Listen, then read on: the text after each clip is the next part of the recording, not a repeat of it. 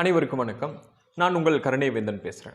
அதாவது இன்னைக்கு பதிவு என்ன அப்படின்னு சொல்லி பார்த்தா, புதிதாக மலர்ந்த ஒரு நட்புல உடனடியாக ஏன் சிக்கல் வருது? ஏன் ஒரு சண்டை சச்சரவு வருது? அப்படிங்கிறத பத்தி ஒரு பதிவு தான் இன்னைக்கு நம்ம பார்க்கக்கூடியது. ஆனா இந்த பதிவுக்கு முன்னாடி நம்ம சில விஷயங்கள் பார்க்க போறோம். அதாவது இன்னைக்கு இருக்கக்கூடிய இந்த சோஷியல்ல, இந்த சமூகத்துல நாம ஒருவரை ஒருவர் சார்ந்து தான் இருக்க வேண்டும் அப்படிங்கிற ஒரு கட்டாயம் இல்லை. அதுதான் ஒரு சமூகம். ஏன்னா இந்த உலகத்துல பிறந்ததை எல்லாருமே நாம தனியா பிறந்து தனியாக வாழ்ந்து தனியாக இறக்க வேண்டும் அப்படிங்கிற ஒரு நியதி கிடையாது.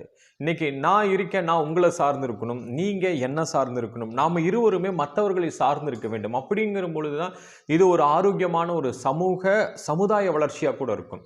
சரி, இன்னைக்கு இந்த நண்பர்கள், அதாவது நம்ம குடும்பத்தில் இருப்பாங்க. நம்ம குடும்பத்தில் பார்த்தோம்னா கணவன், மனைவி, குழந்தைகள், அதுக்கப்புறம் தாத்தா, பாட்டி, சித்தப்பா, பெரியப்பா, இந்த மாதிரி ஒரு பெரிய ஒரு உறவுகள் வட்டத்தில் தான் அந்த காலத்துல எல்லாம் இருந்தோம். இப்போவும் அது சில இடங்கள்ல அது இருக்குது. நல்ல விஷயமும் கூட. அப்படி இருந்துச்சுன்னா ரொம்ப நல்ல விஷயமும் கூட.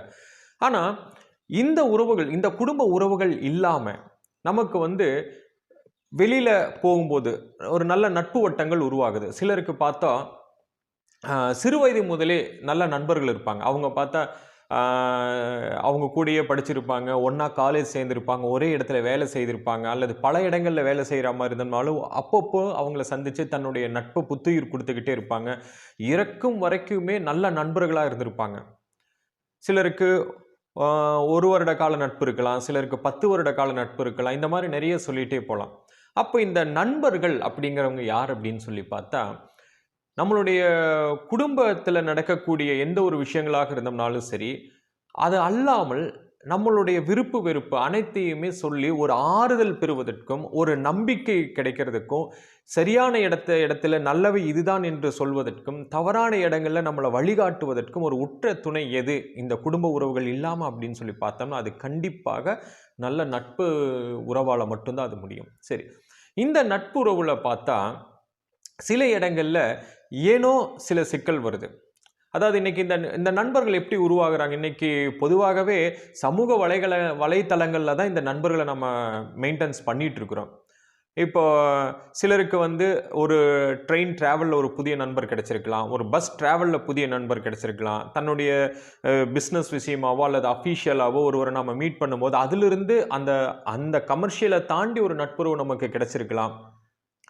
அல்லது சிலருக்கு பார்த்தோம்னா வாக்கிங் போகும்போது கூட சிலருக்கு ஒரு ஃப்ரெண்ட்ஷிப் கிடைச்சிருக்கலாம். சரி, இந்த ஃப்ரெண்ட்ஷிப் நல்ல விதமாக இருந்து நம்மளுடைய முன்னேற்றத்திற்கும், நாம் நம்மளுடைய வருத்தமான சமயத்திலேயோ அல்லது ஒரு இடர்பாடுகள் இருக்கக்கூடிய சமயத்தில் நமக்கு பக்கபலமாக உறுதுணையாக இருந்து நம்ம முன்னேற்றத்திற்கு உதவுறாங்கன்னா உண்மையிலேயே அது மிகச்சிறந்த நட்பு. இன்னைக்கு பெரும்பான்மையோருக்கும் இந்த மாதிரி நட்பு தான் அமைந்திருக்குது.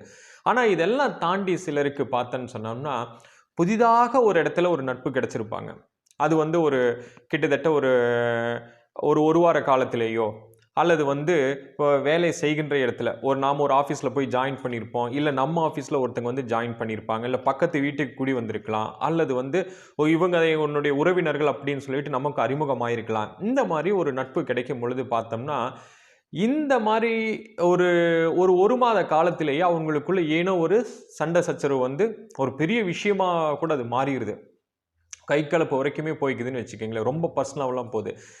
ஏன் இந்த மாதிரி புதிதாக உருவான ஒரு நட்பில் இவ்வளவு சிக்கல்கள், சண்டை சச்சரவுகள் வருது அப்படின்னு சொன்னோம்னா, ஒரே ஒரு விஷயந்தான். இன்னைக்கு அதை பற்றி தான் நம்ம பார்க்க போகிறோம். அதாவது நாம் ரொம்ப வருடமாக உறவு முறைகளில் சரி அல்லது நம்ம சிறுவயது முதலே பார்த்த ஒரு பழகிய நண்பர்கள் இடத்துல இந்த பிரச்சனைகள் வர்றதுக்கு வாய்ப்பில்லை. ஆனால் இன்னைக்கு இருக்கக்கூடிய நட்புகளில் எப்படி இவர்களுடைய தாக்கம் இருக்குது அப்படின்னு சொன்னோம்னா, முதல் நாள் பேசுகிறாங்க, அவங்க பேசி முடித்ததும் கிளம்பும்போது அவங்களுக்குள்ள ஒரு மொபைல் நம்பர் அந்த இடத்துல ஒரு டிரான்ஸ்ஃபர் ஆகுறது, கான்டாக்ட் நம்பர் கிடைச்சிக்குது. இந்த கான்டாக்ட் நம்பர் வச்சுட்டு அவங்க நட்பை அவங்க அப்படியே வளர்த்திக்கிறாங்க. நான் இந்த இடத்துல நண்பர்கள் அப்படின்னு சொல்கிறது ஒரு ஆணுக்கு ஒரு ஆண் நண்பராக இருக்கலாம், அல்லது ஒரு பெண்ணுக்கு இன்னொரு பெண் நண்பர் இருக்கலாம், அல்லது ஒரு ஆணுக்கு ஒரு பெண் நண்பர் இருக்கலாம், ஒரு பெண்ணுக்கு இன்னொரு ஆண் நண்பர் இருக்கலாம், எப்படி வேணாலும் இருக்கலாம். இது ஓகே. நான் இந்த நட்பு அப்படிங்கிற ஒரு விஷயத்தை பற்றி தான் ஒரு புரிதலில் நான் பேசிக்கிட்டு இருக்கேன்.